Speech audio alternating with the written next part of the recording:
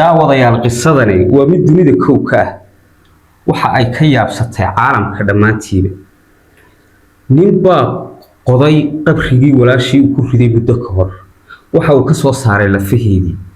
ka bacdina tuurta ayuu ku soo qaatay waxa uu la yimi bangigii lacagta la dhigan jiray ka bacdina bangigiiba waa laga yaacay booliskiiba loogu yeedhay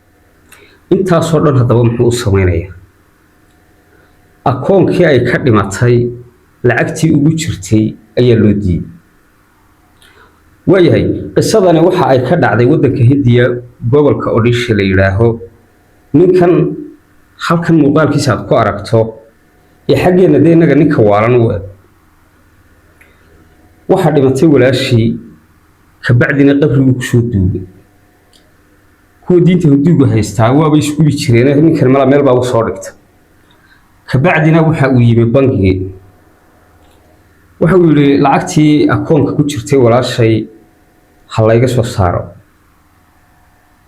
waxa la walaasha u yeedhay ka bacdina waxa uu ku jawaabay way dhimatay si kaftan ahaan baa loogu yiri meydkeedii la kaalay haddii aanad cadeymo rasmi ah haysan ama warqadii dhimashada meydkeedii la kaalay ayaamo la warwareejiyay ka bacdi halkaas soo maray xal kale uu waayay qabrigii walaashii bitigi uu faga waxa uu ka soo saaray meydkeedii oo markaa la fihiyo qalalan way ka arkaya halkan inuu marayo oo magaaladu iska dhex maraya muraadba kamale sidoo tuurta ugu sitay ayuu bangigii tigay labadii lugood oo dhaadheer ayaa ka soo jiiday dadka magaalada maraya way arkaan wuxuu tagay bangigii maamulihii bangiga markii uu tagay ayuu horteeda wuxuu waatan iyadoo meydadii aniga soo saaray bangiga gabi ahaanba shaqaalihii joogay waa ka yaacay dhinaca booliska loo wacay booliskii baa u yeedhay isagii baa la xiray ka bacdi meydkiina waa laga qaaday qabrigii baa lagu celiyay waraysi baa laga qaaday waxaan oo dhan maxaad u samaysay wuxuu yiri waxa la diiday lacagtii walaashay ka dhimatay ee akoonka ku jirtay yaa bay noqotay dunida ka sii yaabisay ka bacdi bangigii ayaa la yimi akoonkii walaashay ka dhimatay ayaa la eegay qadarka lacag ay ku jirtay waxa uu noqday $200 inta soo dhibaato ah waxa uu u maray $200 inuu ogaayay inaan ogeyn ma kala ogeynno balse laakiin uma soo qaadan qisada tan ka dhacday Hindiya inaan idin daawasiyo oo kaliya ninkan marka hore waxaad aragtaa inuu wax yar oo macawiis oo kala mooyaan macal kaba xidhnay xageena nin waalmo ka noqonaya waxaan si kala garan waayay inay arrinta diin la'aantu keentay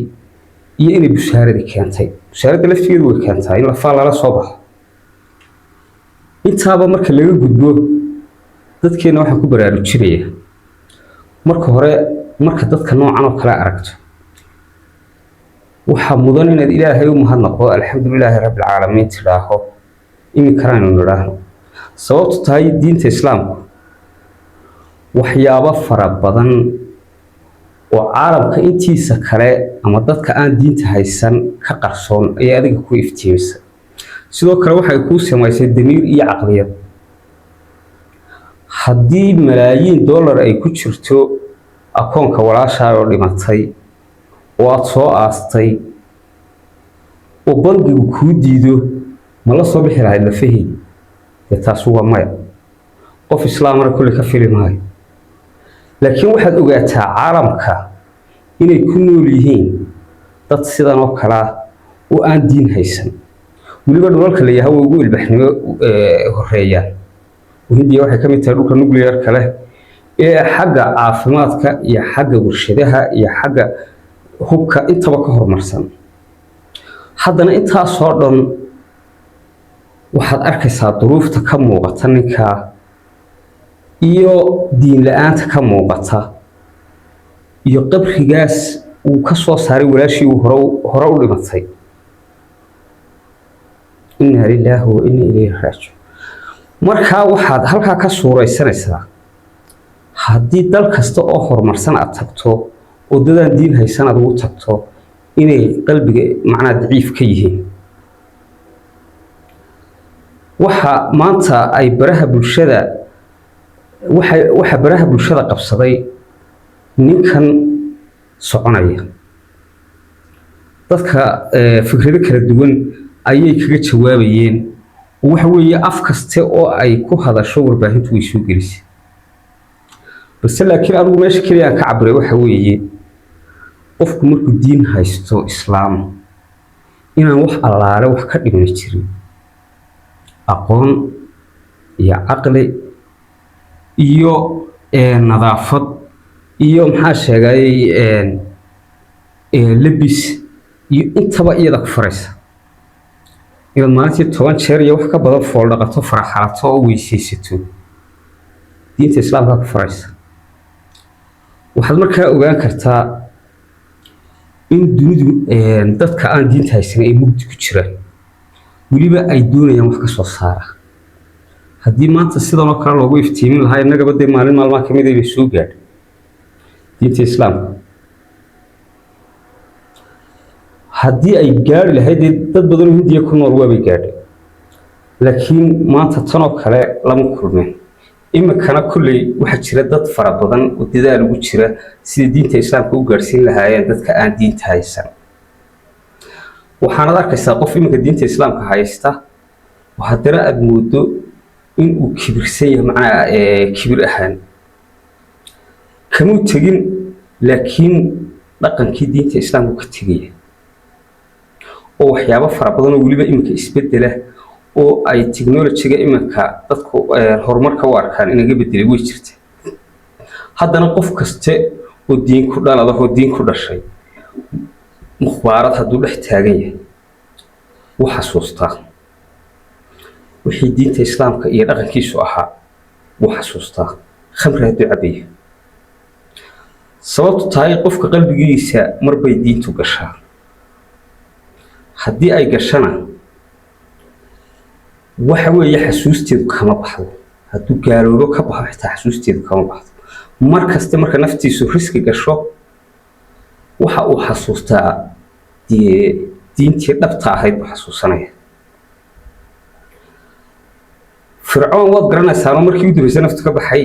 baxaysay ayuu ilaahay xasuusta hadda ninkii ku darso waa ninkii ilaahnimada uu sheeganayay dadka uu sheeganay markii uu dambeysay naftu ka baxday ayuu ilaahay bari waxaad ogaanaysaa markaa qof kasta oo kibra ودينتا إسلامك كل شيء مركا نفتيسو ريسك قشو أما نفت لوغي مادو إنو سدبا أو حسوسانا يو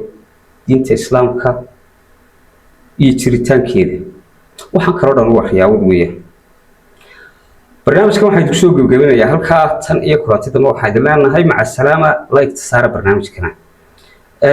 وحاسل لكن أنا قل لأن هاي waqtiyadii mala waxa la soo gaaray la yiri qofka diinta islaamka haysta in bil daba oo gacanta ku hayo ayay uga dhiganta marka bil daba deynaan gacanta ku hayo wadaagtay diinta waxay ku noqonaysaa in wax waliba ciriiri geliya oo ay adkaato sida uu u haysan lahaa ilaahay laakiin ma gaarsiyo waqtiga waqti fiican bay joogaan ka faa'iideysan karo waxa kale oo ku cimro qaadan kartaa dad aan haysan diinta islaamka ayaa maalin walba indhaha u qabanaya hadii social media eegto dadkaasi dhibaatooyinka naftooda ka muuqata wada arkaysaa iyo damiir la'aanta weligiiba professor kasta ha ahaado haddana waxa ka dhiman wada arkaysaa markuu ugu liito naftiisa ayaa shaki weyn kaga jira iyo jiritaanka dunida aduguna caqiida ahaan waxaad u haysataa in dhammaan xarakaadka soconaya ilaahay amrayo oo amarkiisa ay ku shaqeynayaan warwada salaam ayaa nabigana lagu sallallahu alayhi salaatu wasalaam like iyo subscribe taagay ilaahay